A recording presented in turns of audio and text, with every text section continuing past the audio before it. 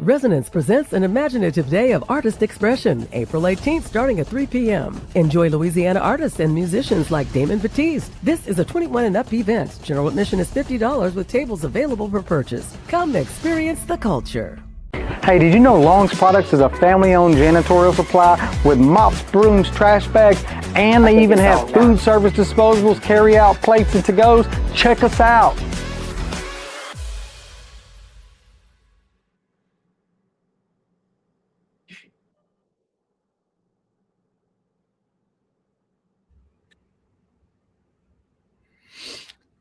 Good afternoon, Central Louisiana, and welcome back to Let's Talk Morning Edition. We've been on, this is the third time we've been on this morning. I'm your host, Jack, but before we get started this morning, I'm going to say it a third time, and I'm going to keep saying it. So I'll be going to say it 6 times in all after this interview right here. The state of Louisiana moved nearly 500,000 people into what's called the inactive voter registration onto that list. And so there's a potential over a period of time for some 500,000 Louisiana voters not to have the ability to vote. But you can prevent that. And the thing that you can do is you can go out there and check your voter registration status like yesterday. You can go out to www.govote.com and you can check your voter registration status and all that kind of good stuff. And just make sure that when you get ready to go execute that right to vote, you have that ability to do so. I want to also thank our silver sponsor, Acadian Ambulance. Without their support, we wouldn't be able to have these community conversations like we're having with the 3 candidates for mayor of Marksville. This hour, we're going to continue our Marksville mayor race coverage with candidate Rachone Ford Williams. For those watching live, we're going to be monitoring the comments and different things of that nature. So if you put your comment over there, we'll try to bring it into the conversation. I can't promise you, but I will definitely try to. Ms. Williams. Yes, sir. To Urban Cast. How are you doing this morning? I'm doing fine. How are you all doing out there? I'm doing fine. Ms. Williams, if you could introduce yourself and to our audience, I greatly appreciate it. Okay, my name is Rachone Ford Williams. My maiden name is Ford. I was raised and born in Marksville, of course. I'm running to make a difference because I truly care about our community. I'm not only a mental health specialist, I'm also an educator, and I'm also someone who believes deeply in family. Every day I work with young people and I see their struggles, their dreams, and their potential, to be better than what they are. And I see what our children need and I see what our families are going through. And that's why it isn't just a campaign to me. This is personal. I want to be a voice for everybody, not just some people. Okay. All right. With that said, I'm just going to go ahead and bluntly ask you, why are you running for mayor of Marksville? Because I want to see a change. I mean, we've been doing it their way all this time. The politicians, I'm not a politician, but I feel like I can make a difference, a better difference than what's been going on around here. I've lived the struggles. I've been there for people. I've seen what these people is going through in Marksville. I can relate. And I feel like I'm tired of just sitting back and just waiting and just keep telling myself, oh, we need a change. We need a change. I've decided that I'm going to be that change for our people, not just for some people, but for everybody in the city of Marksville. It's going to take us all. And I'm going to let people voice their opinions. I'm going to let the public help me with this.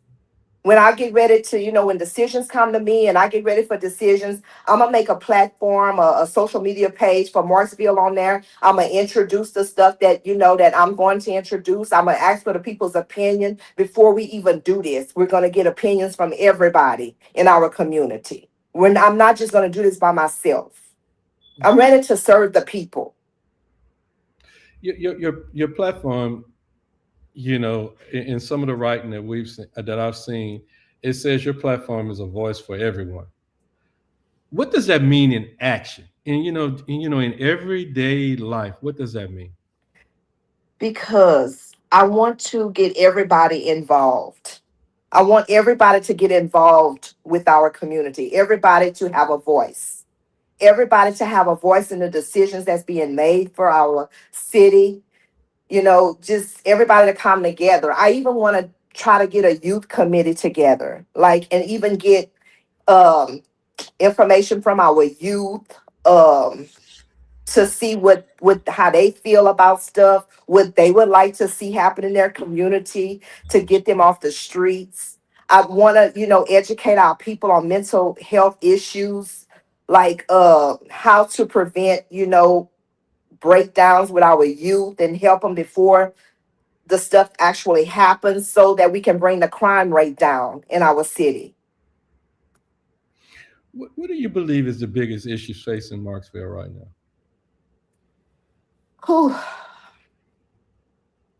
To be honest with you, and I'm not just saying this because I'm a mental health specialist.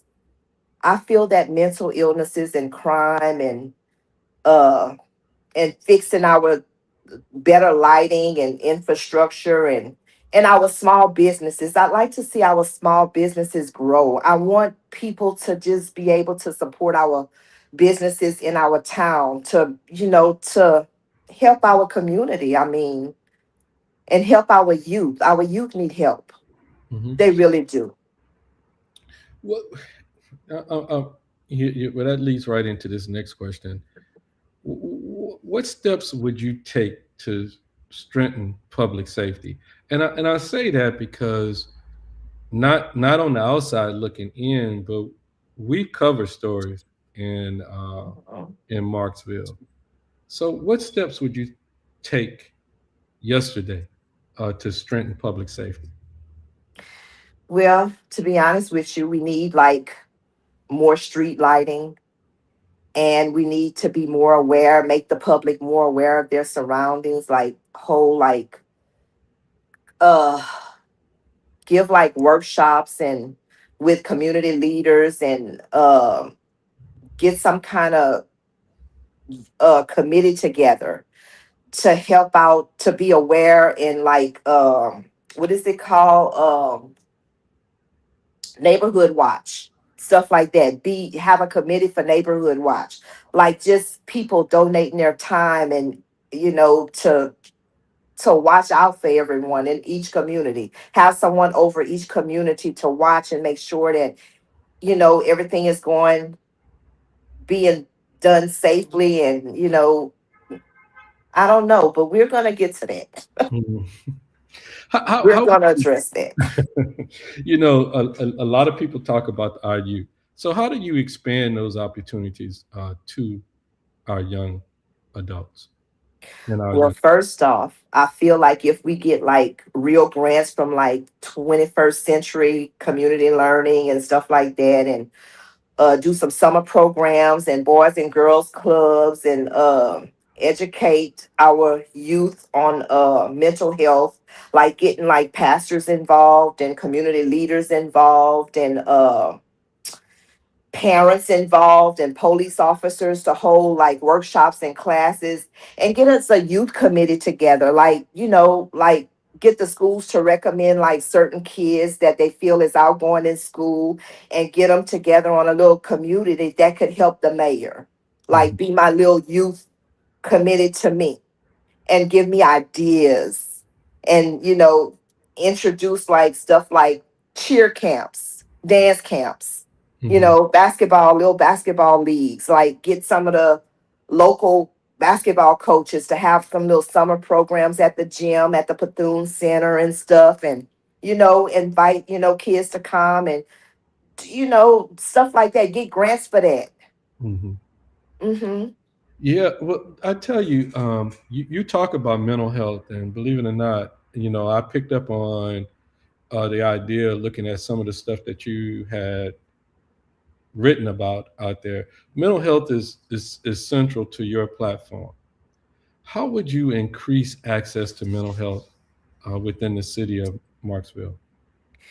When it comes to mental health, I feel like I could hmm, I could like recognize, educate like our parents, our community leaders, our pastors, introduce like a monthly mental wellness night somewhere, like at a church or at the Bethune Center, or like these buildings that we hold events at, and do like once a month at least, like a mental wellness night where we have a workshop on stress, grief, addiction, and trauma with pastors and all this stuff, and get them to get up and talk, and counselors, like counselors that I know that work with me, get them to come once a month and talk to the people, and get our parents to bring their kids out as well as themselves, and get these people involved, give out pamphlets and educate them on mental health, on how to get control of it before it start to happen, like to recognize the warning signs of it. Mm. If we can educate them on recognizing the warning signs of, the mental health issues that's going on in our youth as well as our adults and our parents, because these parents is working, they have a lot on their plate. I'm sure they be stressed too. I mean, all of them can come out like once a month, like a wellness night, a mental health wellness night. How does your background as an educator and mental health professional shape your leadership? Well, I'm gonna be honest with you. I've sat with people during their lowest moments, being a mental health counselor. I've listened to families who have felt forgotten. I've worked with individuals who just needed someone to believe in them. And what I've learned from this is our community doesn't just need leadership, it needs compassion, understanding, and someone who truly listens to them. All right. And for those people who talk about, so how do you balance that need to just try to understand people, that mental part, and get the resources that they need, with the other part where we say in order to have a healthy, growing city, we need to focus on our business and our economic development. How because therein lies the jobs and things. What's your plans to grow Marksville? To say, hey, Louisiana, hey, United States, Marksville is open for business. Maybe we can host like a local business roundtable to hear barriers directly from business owners, and maybe promote like a shop local campaign or something to help the local businesses and bring revenue to us. Okay. Over the weekend, there was as I was covering the news, and actually I was down in Marksville, and began to get whiff of this new House bill that was being introduced by Representative Dusatel from down there in Vols Parish, House Bill 1165. It would eliminate the Marksville and Bunkie City courts and shift that system to the district level. As a candidate for mayor, what is your position on that bill, and how do you believe it would impact access to justice and local jobs in Marksville? Now, I'm going to support my town, and I feel like we should keep our city court because that's going to be some of my way to get to our youth. Because I really want to do some programs through the city court when our youth come to court, because we do have a court where we have youth that be in there, and we need to, instead of, I'm gonna need to introduce stuff through that city court to get, programs out for them and stuff. And we need our city court. We really, really do. Because that's getting, how many people will be out of work without our city court? We really need that to promote us. I mean, to everything don't need to go to the district level. We can handle that within city court level. And in city court, I feel like we can get more stuff out there to our little local people that's, getting like little stuff like disturbing the peace and stuff. We can send them to anger management and stuff, and like stuff like that, instead of putting it on a district level. Mm-hmm. Mm-hmm. And you okay, all right. So I As in, support the city court. I feel like we definitely need to keep that open. oh, so it ain't no if and buts about it. Ain't no ifs, ands, buts about it. Oh, all right. Okay. All right. I'm gonna leave. I'm gonna move on to my next question. All right. Many residents connect the lack of programs uh, to rising crime. Youth programs, is what I should say. Yeah. What specific recreational engagement programs would you push for as mayor to give our young people positive alternatives, and, and in hopes that it would reduce crime in the city of Marksville? Uh, Youth diversion programs, like for troubled youth. Like get some youth diversion programs in our city for troubled youth. We can get grants for that too. We can get a grant through um like DOJ, like a grant through DOJ or something to help our youth with diversion programs. Mm-hmm. Mm-hmm. And I guess my question is, just talking to some of the citizens there in Marksville, they talk about the idea that it's just not enough stuff for young people to do. They don't have alternatives to maybe go to a recreational or a civic center and get help with homework, or just be around mentors that can different things. So what's your plan to address that? When you're reading, and history tells us that communities with healthy youth programs also tend to be very vibrant and and moving forward, and ones without that seem to have tons of problems. Well, I feel like if we have that Boys and Girls Clubs of America down here, where we have like mentors to help the youth by, because we can get a Mayoral Corps grant too for that, and have a Boys and Girls Club. And those summer programs we used to have, like we used to have summer camps and stuff like that back in the day, where we can, teach the kids, you know, uh, even schoolwork. We can teach them with tutoring and stuff. I got an older daughter that tutors.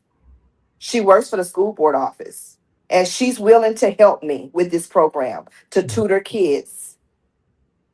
And I can get mentors for boys and girls camps and stuff through people from our churches and stuff, Mm-hmm. and community leaders from around the way, to volunteer their time and do this. Mm-hmm. You said your community qualified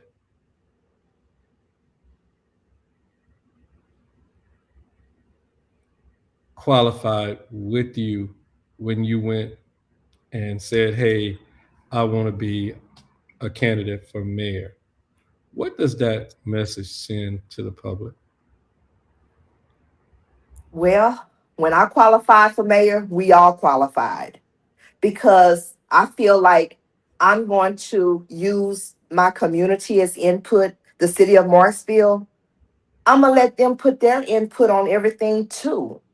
I'm going to let them have a voice with me. That's why we all qualified, because they're going to have a voice with me if I am elected. So, are you saying the people of Marksville don't have a voice now? Not really, because we don't even have a Marksville Facebook page. I mean, we don't be knowing what's going on until it's just introduced and it's just put on the ballot. When they vote for tax stuff and all this stuff on the ballot, a lot of people don't even know anything about what it actually details or entails. They don't really understand it. I feel like on that Marksville page, we could introduce it first before even being put on the ballot, and let them see what we're talking about and why we need that particular bill to pass or that particular tax to pass. Let them have a voice, and let them, so I can see their opinions. I want to see where, I want to be able to read their opinions. Like they can communicate with me on that page. When I put something up, they can all get down on that and put their comments and say how they feel about it. And we can all have a voice together. Okay. So in essence, we're talking about transparency, and knowing what's going on within. Um, so how can people hold you accountable to that? By me doing what I just told you I was going to do, I'm going to build trust and confidence. That's the first thing I want to do is build trust with my community and get them, build confidence with them, with me. You know what I'm saying? I really need them to trust me. Okay. If I can gain their trust by having a page where it's no like trickery going on, you know what I'm saying? Like everything is just put out in the open and it's you know what I'm saying? Hmm. It's everybody can see what's going on. Right, right. Nothing hidden. Nothing hidden. So let me ask you this: did you know anything about House Bill 1165 before No, this? not until you mentioned it just now. I had heard about it and I had saw it introduced, but I didn't really get to read up on it and why they were doing it or nothing like that. I mean, I Hmm. didn't get to, but I mean, when I first seen it come across my screen on my phone, I was like, "Oh no, we need our city court." I mean, Hmm. that's the first thing came to my mind. I already, I know what goes on around here. Hmm. How would you ensure that every resident feels heard? What does that look like to you? You say that it's important, that transparency and all that kind of good stuff is important. What does that look like to you? Because I mean, I basically I'm not coming into this race from the outside. I've lived the struggles. I've Hmm. worked with the people. I've seen the pain, but I've also seen the strength of our community. That's why this campaign means so much to me. It just means so much to me because Marksville deserves leadership that sees people, hears people, and fights for the people. And one last question that I have for you: Okay. why should voters choose you? I feel like they need fresh eyes. They need a fresh look on stuff. I'm well educated, and I know, like I say, I've lived in all works of life. I worked everywhere. I even worked in law enforcement back in the day at the sheriff's department. I've worked at the casino. I worked everywhere. I've been in. I've went to college. I've got myself educated. I know, and I'm a mental health specialist. And mental health is very important in today's society. Very important. If you want to reduce crime and you want to reduce drugs, health awareness is the route. I promise you. And I am well educated in mental health. Hmm. Anything you'd like to say to the community before we get ready to close out this series on talking to the candidates for Marksville Mayor? Yes. Okay, you got the waves. Then go right ahead on. I don't want to make empty promises. I don't want to be one of those officials that, that wins the election and then you can't get in touch with them. You can't, you don't have a voice you can't voice your opinion with them. They don't work with you. They don't take your opinions and put them into action. I feel like if y'all vote for me, y'all gonna have a voice in the city of Marksville. Everybody's going to have a voice. And we're going to bring this town back together. We're going to bring revenue to our town. We're going to support our small businesses. We're going to have events. We're going to schedule events. We're going to get grants to get everything up and running again. We're going to fix our town, our potholes, all our streets that needs attention. We're going to see to it. And I'm not just words, I'm action. I'll get out there and do it myself if I have to. Y'all need to vote for Rachone if y'all want change. And since you said that, now I got one. You added me a question in there. Now, how can the people hold you? How can they hold you accountable to that? How can all that stuff you just said? How can the people hold you accountable to it? Because if they see me lacking and they tell me I'm lacking, they can get in touch with me. Everybody know they can get in touch with me. If they see I'm lacking and I'm not standing on my word, get at me and I will correct that problem. Okay? Mm-hmm. Y'all work with me. We're gonna work together. So they ain't gonna have to work. They ain't gonna have to wait 4 years to vote you out. No. Soon Okay. as I get in there, I'm ready. I'm ready to get my hands dirty. As soon as I get in the office, y'all. I promise you. Because I got kids here.